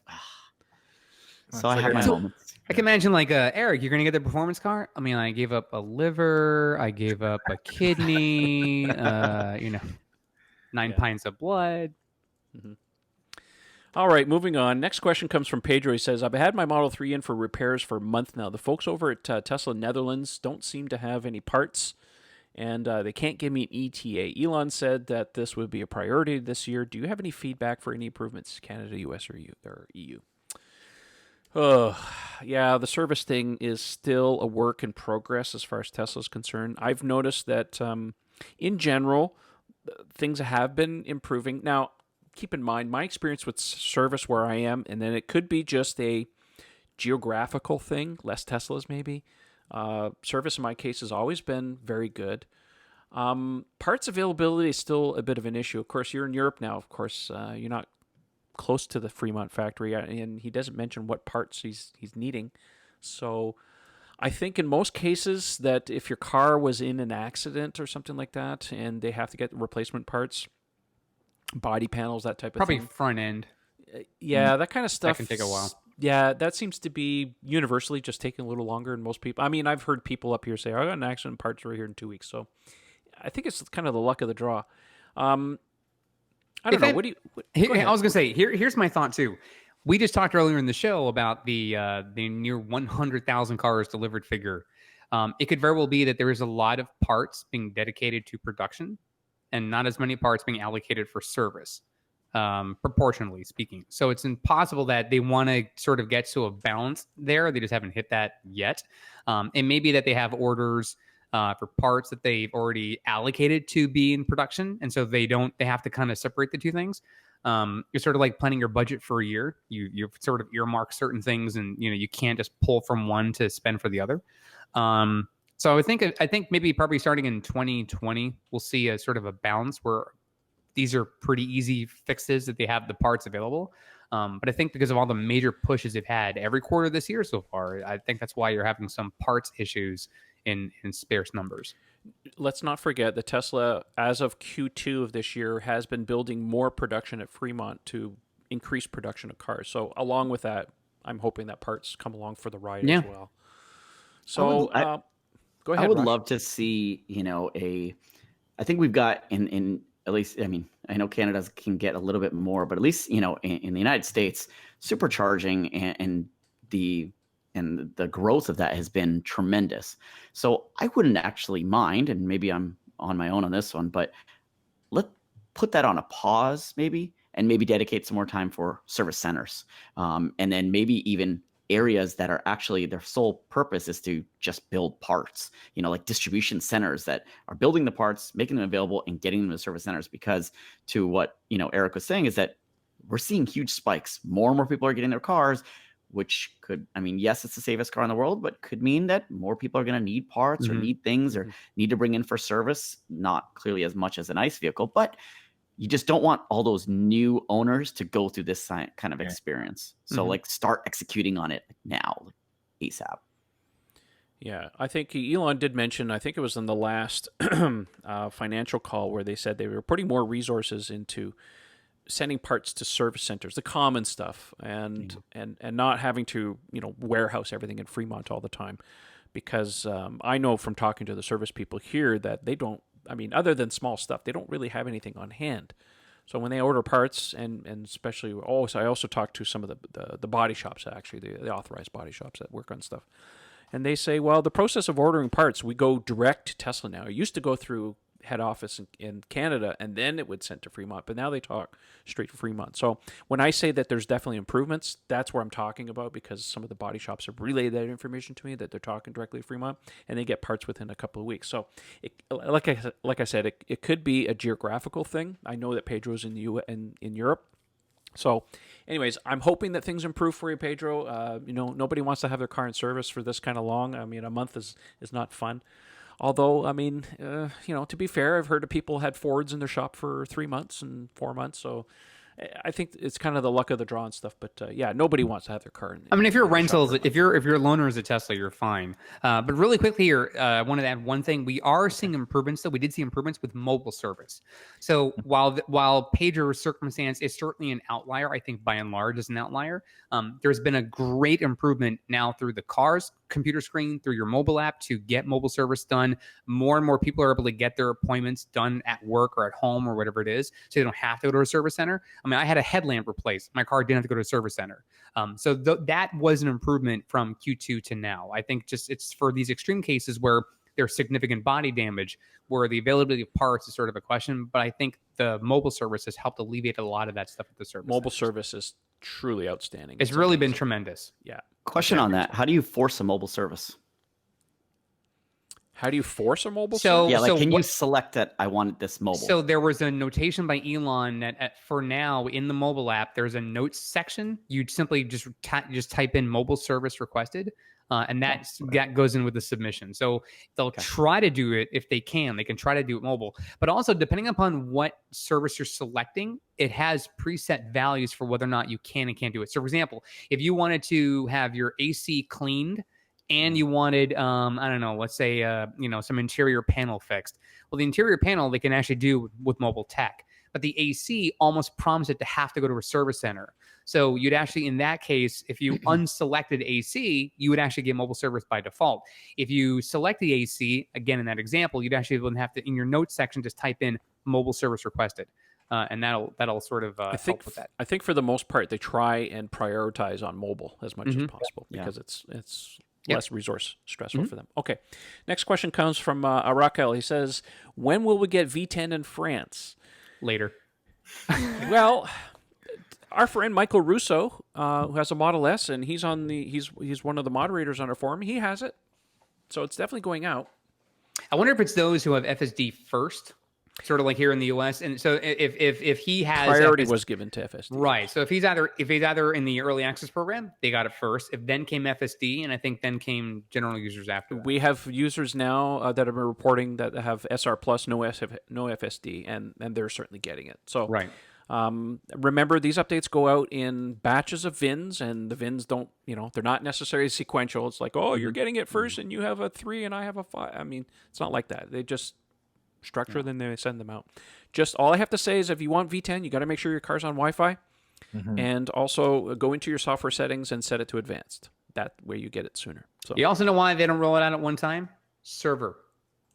You don't want to overload the server with every single car getting the update at the exact same time. Yeah. Stop watching Netflix if you want that download to be faster. I noticed my download took a while because my access point out in the backyard that I have is the connection's a little on the slow side. Like I get 1, maybe 2 bars. And it was downloading V10. I got 50%. And I'm like, oh, I got to leave and go get an errand. And I'm like, I drove out. No, actually, it was almost at 99%. Then I went and drove and came back, and it started back over at 50%. So, which, by the way, how great is it now on the app? It tells you what the progress is of your download. Amazing. I haven't experienced that yet, but yes, it's certainly there. Yeah. By the way, today I got the 32.11.1, I think it is, the latest one. And I was driving to work, and I see the little downwards arrow. It says connect to Wi-Fi to download it. I fire up a hotspot on my phone. Yeah. Click on it. It's downloading as I'm driving to work. So when I get to work, I park. I'm like, go ahead and install then that now. Yeah, then it stages, yes. Yeah. Nice. We were just talking about that on last week's show, and it wasn't clear. People are claiming they can do that, and a few people I was sure said that that's exactly what you can do. You can download it while you're driving, but you obviously can't install it. So exactly, it downloads in stages to the car. Well, what's great too is I came home today. I actually opened the software setting on my screen. It says checking for update, and then all of a sudden it was there, and it just started downloading it. Yeah, it's awesome. On demand. Yeah, much better. All right, next question comes from Wayne. He says, when do you think Smart Summon is coming to Canada? Well, as we described a little earlier, Elon said we're aiming in quotes, air quotes, for this weekend. So that's Elon time. It could be a month. Yeah. Who knows? Stay tuned. So such optimism you have. Hey, this is not our first rodeo when it comes to Elon time. All right, next question comes from Chase. It says, what are your experiences with seeing opposing traffic visualized on the screen? I'm not seeing much after getting V10, but remember seeing some neat videos of the visualization posted on the early access customers. I haven't seen oncoming traffic myself. I only had my car a few days, and then, of course, it's in the shop right now. I found it's on the tighter 2-lane roads where, there's, like the opposing traffic is really within the camera's field of view. If it's a wide 2-lane road, where the opposing traffic's too far away, it doesn't seem to catch them. So it depends on the road width, has been my experience. It also might matter what version of hardware you have. Oh, okay. If you're on 2.0 versus 2.5 or 3, that might make a difference. But for sure, definitely my car has 3, but I haven't seen any difference. Yeah, definitely the geography is a certifiable difference. Okay. All right. Next question comes from Kyle. He says, has anyone discovered V10 Easter eggs that Tesla was tweeting about? Anybody? Raj, you got a smile on your face. No, nothing? I look like an idiot. I'm like clicking around, poking around, trying to do weird stuff. Like anyone who finds that, like whoever found the Back to the Future one, I mean, how like... Wait, is the Back to the Future one? What? Hold the press. Wait, you didn't know about the Back to the Future one? No. Wait, seriously, the one on your phone when you get to? Oh, that one. I'm thinking on the car. We talked about. No. Oh God, you think the car like lifts off? Give me a heart attack there. That I did see. No. Everything is what's been seen already out there. But I mean, you think about that. Like, who happens to get to that? That exact miles, and then like clicks on the app. Like, it's just mind-boggling. So I want a kid Easter egg. That's what I want. You can just imagine there's probably all kinds of weird stuff. What am I going to do every mile? Go and open up the app and click around and see? I mean, it's just... If I tap the loot box 19 times, am I going to see some special thing come up? Like, what the heck? Beetlejuice. Well, that's like the person who discovered, or when they got revealed that if you're at a charging station, you press the button 10 times in rapid succession, you have the rainbow LED. Like, random. First of all, I want to be in the meeting room as a fly on the wall when going, all right, guys, I have this great idea for an Easter egg. You ready for this? Like, what the heck? What? It's crazy. Well, if we find any more, we'll report on it. All right, moving along. Next question comes from Gary. He says, when can we expect FSD to see stoplights and signs? Also, avoid highways option on nav would be great. Mm-hmm. As far as I know, the software is probably already operating in shadow mode on most of the cars. But we don't have any solid concrete information on that yet. Yeah. So here's a question for you guys. I remember seeing some people reporting that the car would warn or stop at a stoplight. That's true. have never experienced that. Earl I don't know if- has. Yeah. Earl did early on. Yes, But I've I've seen a never couple of never seen that myself. I haven't. Never had. In fact, I've not pressed on the brake, hoping, and then it was always like, oh no, I'm gonna. You're that guy, Raj. Got to be safe with our cars. Well, like I said, Elon, Tesla says that's supposed to be a feature coming by the end of this year. So I think it's probably safe to say, at least in some circumstances, that the software is probably operating in shadow mode. There is a YouTube, not a YouTube, but a Twitter account called, I don't have it in front of me, Green or something like that. Anyways, he has a habit of grabbing Autopilot computers off of eBay, and he hacks them, gets into them, and he publishes some fantastic videos of what the visualization is actually seeing. I haven't seen him do any of it recently, but if you want to see what's going on, he's a great guy to follow because he's a real tinkerer. All right. Let's see here. Moving on. Next question comes from Dave. He says, would you know if the Model 3s being produced now have the updated FSD hardware 3? Yes, they are. Since March or April of this year, all Model 3s have the hardware 3 car, or Autopilot computer. So hope that answers your question. If it's made prior to that, you have 2.5. You will get the FSD computer for free if you pay for FSD. Okay, because whether you need it or not, the cost of the upgrade is included in the price of FSD. Tesla loves their TLAs. Speaking of FSD, didn't they say the price was supposed to go up once Smart Summon was released to the fleet? I haven't checked to see if my price has gone up, but that's what they said. About $1,000, he said. So Maybe they'll wait till everybody has it. Maybe. yeah, well, we'll see. I think you always gotta you gotta always have some kind of like There's a grace date, period, right? Yeah, and also it's kind of like when I think they know, right? Like this is very, very early beta, but when it starts getting enhanced and involved and it's really like rocking and rolling, People the way want it. you know, oh yeah, people will want it, and then they're kind of like, all right, time to dial up the price. Pony up, baby. All right, next question comes from Dion. He says, I have an MCU1 in my 2017 Model X. Oh, boy, I know where this is going. I know where this is going. I know people are trying to get a retrofit for the new MCU. Is it best to hold out until MCU 3 comes out? With the rapid advances of Tesla, it's hard to chase technology. I don't have any indication that there's an MCU 3. They just updated all the cars, S's and X's, to MCU 2 as of May of last year. So it has the same Intel chip that the Model 3 enjoys. I don't see them switching anytime soon because the MCU1 has lasted basically 6 years at this point. So certainly MCU2 has a lot more horsepower. I mean, for Autopilot visualization, of course, it's not responsible for Autopilot, but the new games, the emulators that are built in, I understand where he's coming from because that's a question that I had on my car for the longest time. And matter of fact, I think recently Elon said, yes, it's upgradable, but yet I have several people that have come back to me privately and said, I asked Tesla service and they're like, we don't know. So obviously what Elon says doesn't necessarily filter down to the rest of the organization. So there's always a possibility, but hey, you could always just sell your car and buy another one. Sorry, that's facetious. I didn't mean to say that, but yeah, no, I wish they would follow through with that. I mean, if Elon says something, I mean, come on, guys, follow through with this. There's lots of people that would like to do that. I have been told by a service technician that it's not just on an S and X.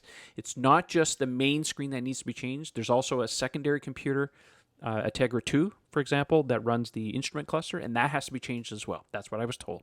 So I don't know. All right, next question comes from Matt. He says, what do you guys think about Tesla calling the Model Y the Model Y? Why not another version of the Model 3, say Model 3 CRV SUV, because it's so similar? Could they have just called the pickup truck the Model Y? Wondering about your thoughts. No. Well, Model Y is because Elon has a sense of humor. Sexy. It's not sexy. Right? Well, it's not he sexy. brings up a good point. You know, Matt says, well, why not just save the Y for the truck? And when I first saw the question, I thought, well, no, it's a completely separate vehicle. And I thought, well, hold on a second. If you take a page out of BMW's marketing, Note that they do like a 3 and a 5 GT. So you have like the 3 A Series 1, a sedan. 2, a 3, a 4, a 5, a 6, a 7, and Well, an 8. yeah, yeah. So Good, you we have appreciate. but the basic number cars are sedans, and then you have the full blown SUVs, which are X1, X2, X3. In between that, because they have 7,321 different models now, you can get the sedan GT, the Gran Turismo version of them, which is basically a jacked up, like a higher greenhouse hatchback version. Which, if you look at what Model Y is, that's what it is, right? It's basically they took the roof line of the 3 and just stretched the whole thing upward, gave it a hatchback. So under that premise, yeah, you could call it a Model 3 GT or a Model 3 utility or however you want to call it. It's not the craziest idea, but I think in Tesla world, it's everything has to have its own letter. It just seems to be how it rolls. Eric wants to say something. I disagree with you. I will allow it. So, thank you, oh wise one. So, I think this is just pure speculation on my part, but I think Tesla wants to truly distinguish vehicle from vehicle. You could argue that the Y and the 3 have a lot of common DNA, but the same can be said for the 3 and the S and et cetera, et cetera. The Model Y is its own vehicle. It is not a Model 3 that's been it's not a Model 3 with vitamins. Okay, it's not all of a sudden a grown-up version of the Model 3. It is it's a different car. We've talked about some of the patents that are hopefully going into this production model. Different body construction, different wiring systems, a whole series of different features in the vehicle. So that is also, I think, from a server's perspective, easier if you actually say, I have a Y, I have a 3 versus I have a 3, yada, yada, yada. Because even now with performance cars, we go, I have an M3P, I have an M3. I have an M3LR. So there's already enough variations within the family. Now you have SR, SR Plus. I mean, look, there's already enough variants of the Model 3. You want the Y to be distinguishably its own vehicle. And you could also call the pickup truck R. So now you have sexier, or, No, the that's Roadster. a Roadster. Or B. No, but the Roadster's the Roadster. That's what I'm trying to tell you, though. Like, you can do a number of different things, but the idea is that you want the Model Y to be its own thing. And this has sort of been in the plans for the longest time. So yeah, let it be its own identity. Let it not be I kind of think that Tesla might be done with naming their cars like this. Maybe. I don't know. Like Tesla Semis, like call it what it is. I don't know. I just got that distinct impression from Elon from comments he's made recently. Oh, I called it the Model S because I'm not very creative and we just call it an S and stuff. But I don't know. I just kind of get the impression that they're done. I mean, they got the sexier out of the deal now, and moving forward, it's just not. I mean, I don't think they're going to call it a Previa or what. Back in the '90s, everybody had an A with the with the car names and stuff. But I don't know. Crickets. All we got, man. Awkward. You want to get the Model PU? It's amazing. It's a futuristic truck from Mars. In a world. Well, it's always interesting, I think, to see what do you think is going to happen. You look at the Model S, what, 12 years now? Or how many years we have the Model S? 8 years? 7. 8. So, I mean, been around for a long time. These are not vehicles that they change too often. They keep out for a long time. Other manufacturers, right? It's like every year there's a new car. So I don't see the necessity to, bring in new models or change it up. I'd be curious to know what happens after the truck, right? Do we just kind of take a halt, take a break, kick back, let everyone kind of fall in suit? I know that there's a couple people saying, oh, we want a van or, something like that, but is it necessary? Have we hit kind of all the main genres of car, and just kind of now we can sit back and perfect everything else? I think the big thing is that I always say is like Tesla's trying to, perfect the kind of bigger picture. And so like, if you think about it, and I don't know how many will agree with me here, but like when you think about the material inside, let's take, for example, Trevor, your Model X, right?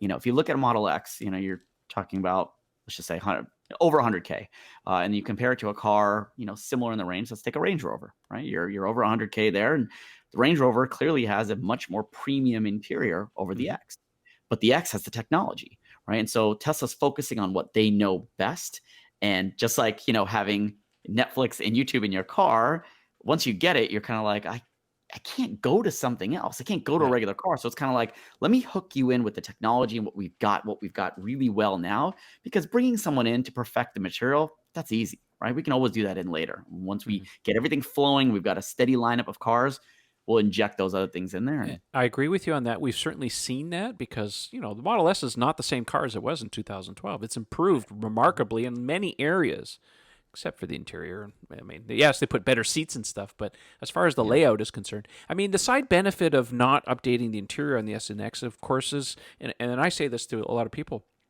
is that it ages more gracefully. By focusing more on eliminating all the buttons on all the stuff that you would normally update to make your car kind of planned obsolescence, they can focus more on the software aspect. So, but at some point you're gonna have to update something, and I don't think. I mean, we've said this many times on the podcast before.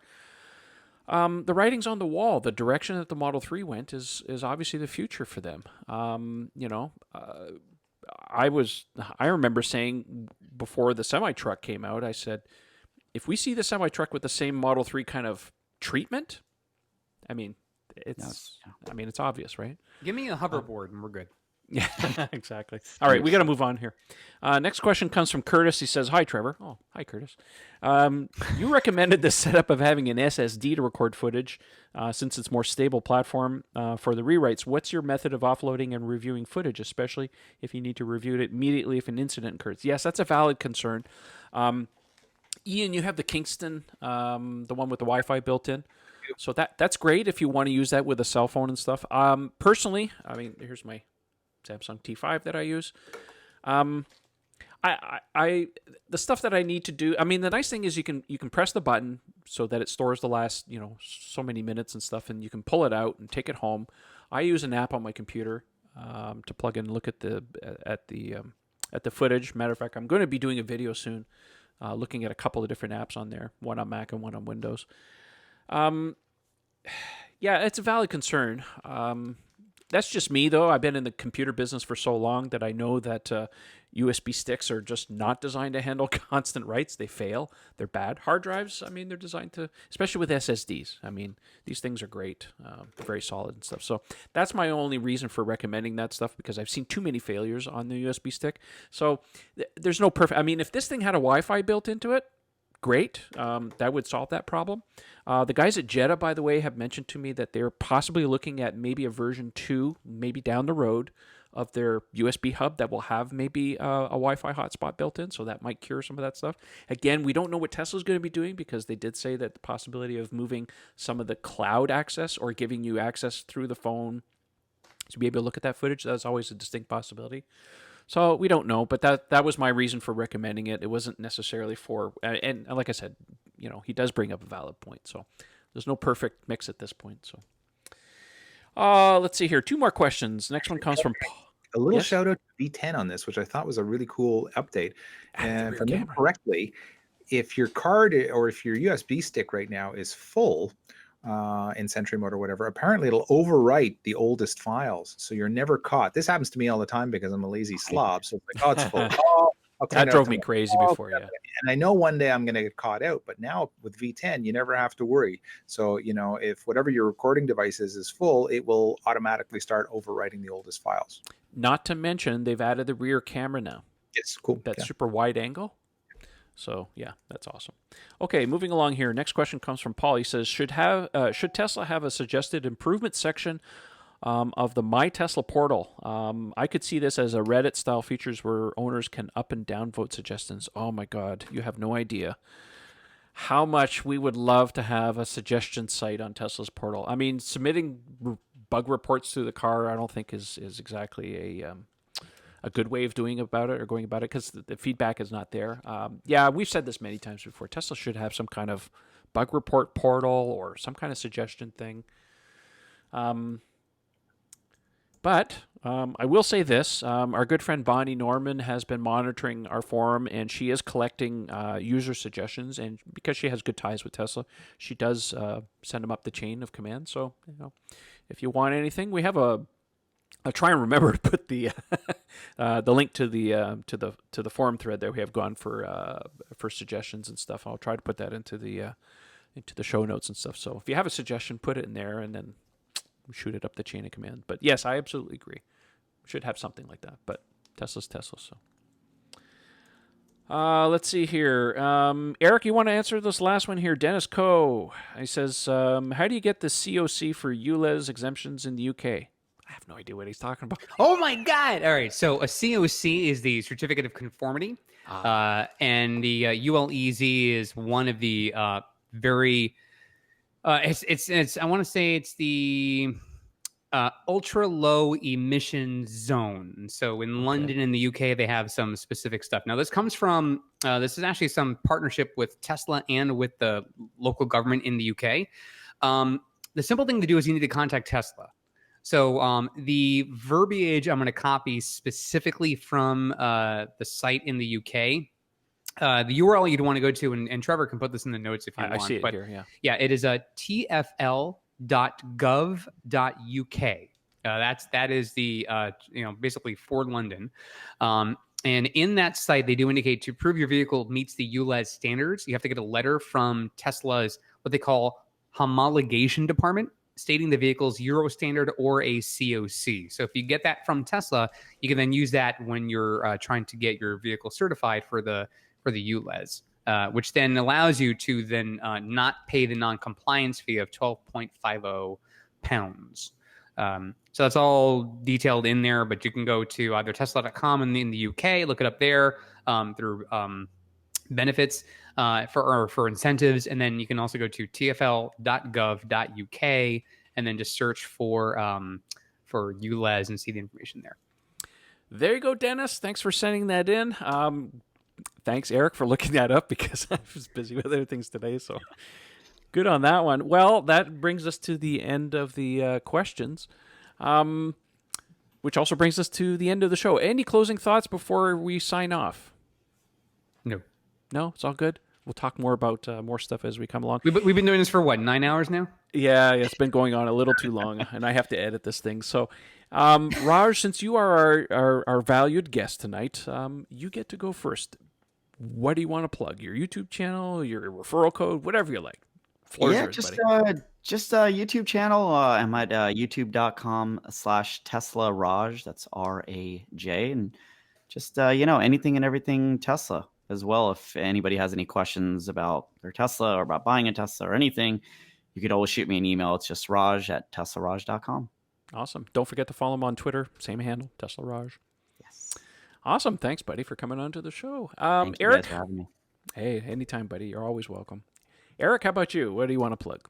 If you guys are watching this on YouTube, you can see my Twitter handle here in the corner. That is ECFix. That is ECFIX. If you listen to this in the podcast, you can find me on Twitter at ECFix. That's ECFIX.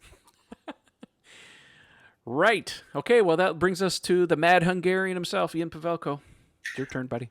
Yes. Well, if you want to hit me up on Twitter, the name is @Ian Pavelko. If you're looking for me at the Tesla Owners Online Forum, the handle is Madspace Hungarian. And finally, if you're looking for something from my Evolveware collection, go over to teespring.com and look up just do Mad Hungarian Evolveware in the search function, and you will find the whole collection of Evolveware and Weapon of Mass Adoption shirts. Of course, the proceeds, a portion of the proceeds, go to help a whole variety of electric vehicle advocacy organizations. Last thing I want to throw out there is I'm going to be going to Switzerland and portions of Italy next week. Lucky you. Business, yeah. And on the Friday, so the Friday of next week, which is the 11th, and I'm going to have some free time to hang out. I'm going to be in the Lugano area. So if any of our friends out there are around there and you want to have a quick meetup, I would love to meet some of the European listeners and viewers out there. That would be awesome. I am not a professional podcaster. That was my wife sneezing in the background, you heard. The timing was just great, too. Like, I'm going to Switzerland. Yeah, I thought, was Bev reacting to that? What was... No, she can't hear you. Okay. All right, well, don't forget, links to Ian's stuff will be in the video and the podcast description, so you can, instead of searching, you can just click on the link. All right, well, I guess that leaves me. You can follow me on Twitter, very active there, Model 3 Owners. Don't forget to check out the forum at TeslaOwnersOnline.com. Best place ever to talk about all things Tesla. It's absolutely the best place.